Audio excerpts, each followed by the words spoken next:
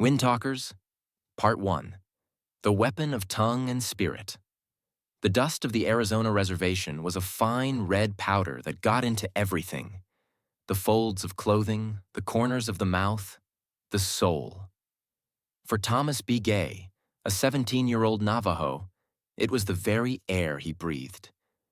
He herded his family's sheep through the vast painted canyons, the silence broken only by the wind, the bleating of the animals, and the stories his grandfather, Hosteen Nez, told in their native tongue.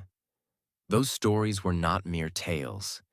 They were a map of the world, woven from the landscape itself. The language was complex, tonal, verb-centric, a linguistic tapestry describing everything from the specific gait of a tired horse to the subtle shift in light before a storm. To Thomas, it was simply home. Then, in December 1941, the world outside the reservation crashed in. A traveling missionary with a crackling radio spoke of Pearl Harbor, of a place called the Philippines, of a war. Thomas saw the older men, veterans of the Great War, gather and speak in hushed, concerned tones. He saw a notice on the Trading Post bulletin board. "The United States Marine Corps wants you." It was written in English, the language of the boarding schools that had tried to beat the Navajo out of him. He felt a confusing pull, a desire to defend the land that was, in his heart, still his people's, even if the government map said otherwise, and a deep-seated wariness of the very government that had tried to erase his culture. A few months later, a strange recruitment drive reached the reservation.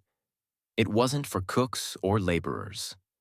A Marine Corps officer, along with a missionary who spoke halting Navajo, was looking for a specific type of young man, fluent in both Navajo and English, with a clear mind and a strong spirit. They were vague about the duty. "It involves your language," the missionary said. "It will be a great service, a secret service." Thomas, along with 28 other young Navajo men, volunteered.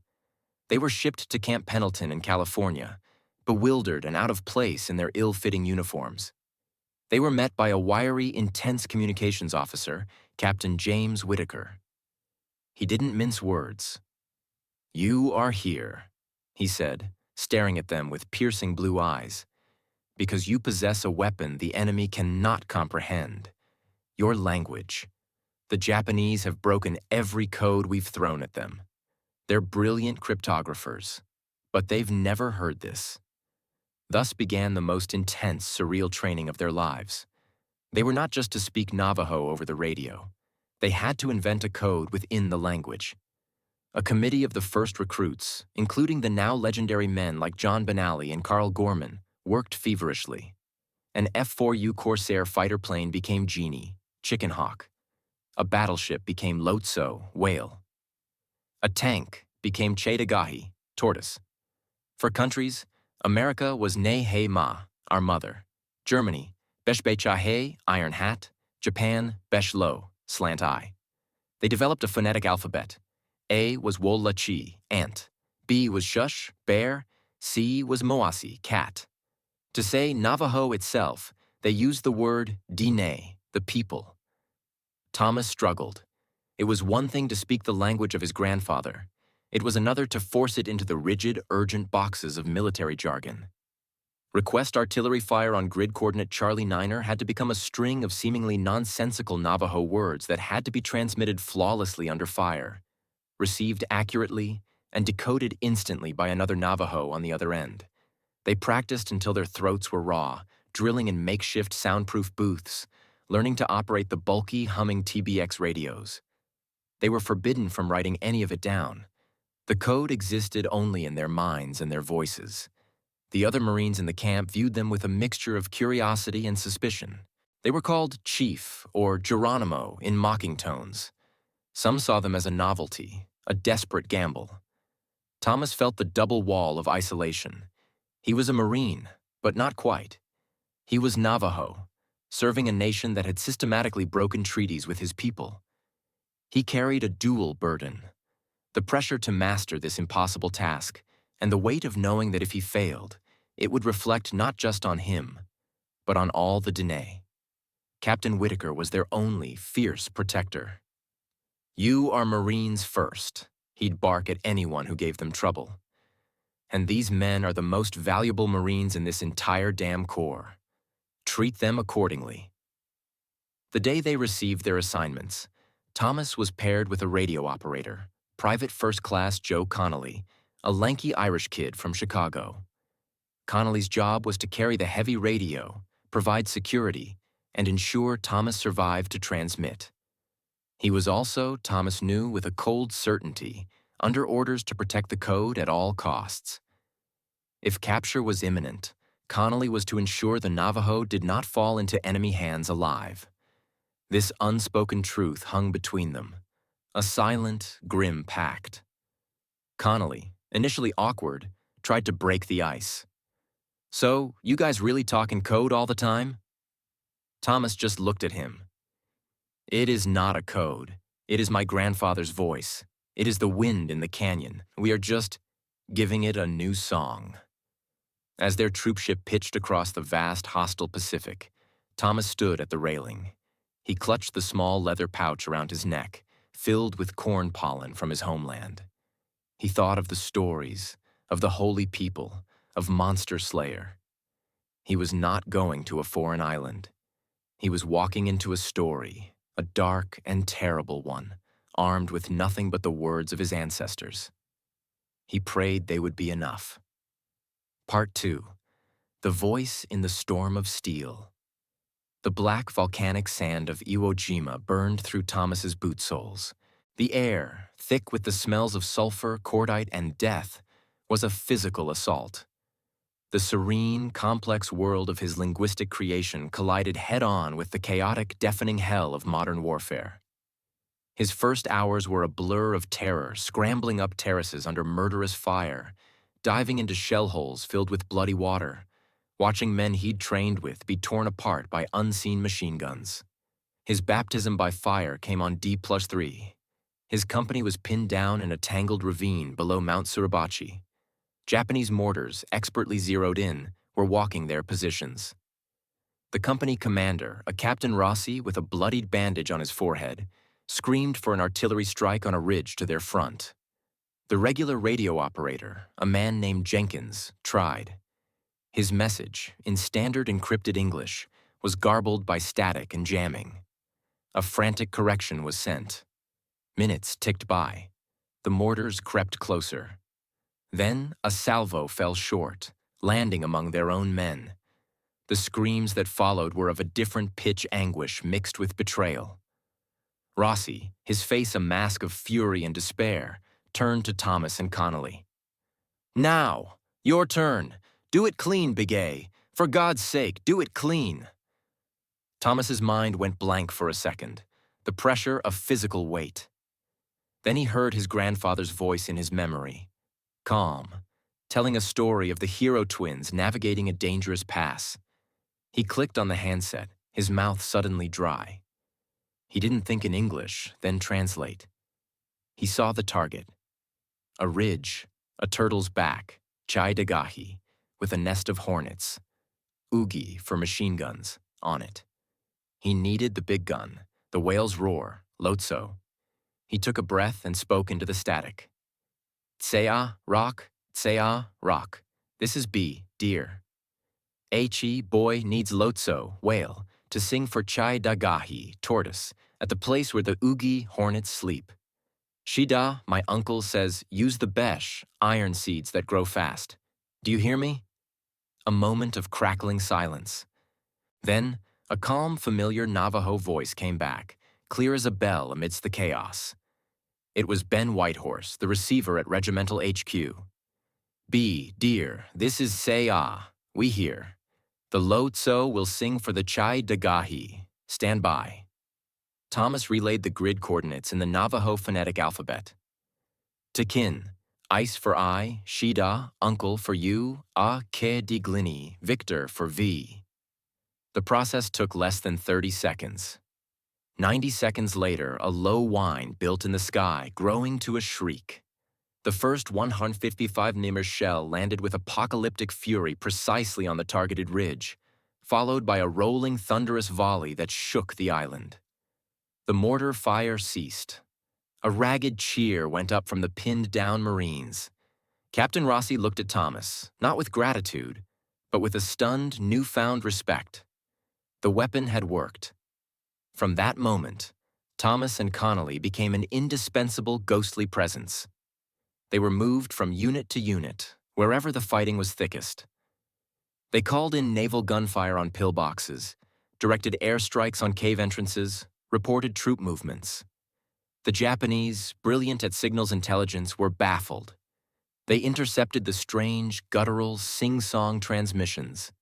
They captured a regular Marine and tortured him, demanding to know what the bird talk was. The Marine had no idea. Japanese cryptographers labored in vain, trying to find patterns in a language that had no linguistic cousins outside the Navajo people, no written form to reference, and was now layered with a bespoke, organic code. For Thomas, the war became a surreal double life. In the lulls, crouched in a foxhole with Connolly, he would sometimes whisper stories in Navajo knot code, just stories of the changing woman, of the coming of the dawn. Connolly, who had learned to say transmit and receive in Navajo, would listen silently, his eyes wide. The Irish kid from Chicago and the Navajo shepherd from Arizona were bound by the primal intimacy of shared survival. The unspoken order, the lethal duty to protect the code transmuted into a fierce mutual protectiveness. Connolly didn't just guard a code. He guarded Thomas, his friend, the voice that kept them alive. The cost was immense.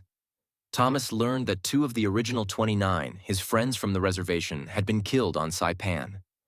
The news came not through official channels, but through the coded, mournful voice of another Windtalker on a different frequency, using a pre-arranged phrase, Tueda hosyo ogo. The path before them is gone in beauty. It was a benediction and a dagger to the heart. Thomas would clutch his corn pollen pouch and sing a silent, personal prayer for his brother's journey. On the day the flag was raised on Suribachi, Thomas was directing fire on the northern cliffs. He heard the massive cheer roll across the island, a wave of human sound louder than the artillery. He didn't see the famous flag, but he heard faintly on the wind a Marine shout, "That's it, boys! We got it now!" He looked at Connolly, who grinned through the grime. In that moment, Thomas felt a complicated surge of pride and profound alienation.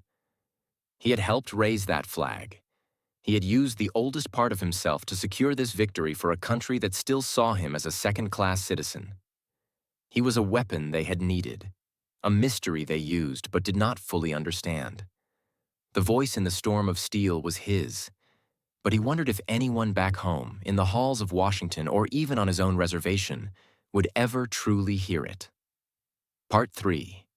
The Silence After the Song. The war ended not with a bang for Thomas, but with a slow, dawning quiet.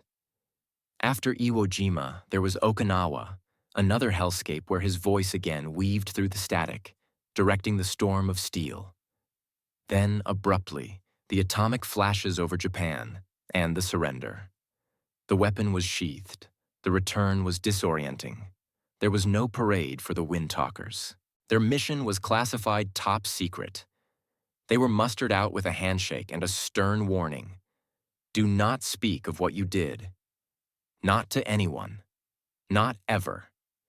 The code, the very thing that had been their pride and their burden, was to be buried alive. Thomas returned to the red dust of Arizona. He traded his Marine uniform for worn denim and work shirts. He tried to slip back into the rhythm of the land, herding sheep, tending to his aging mother.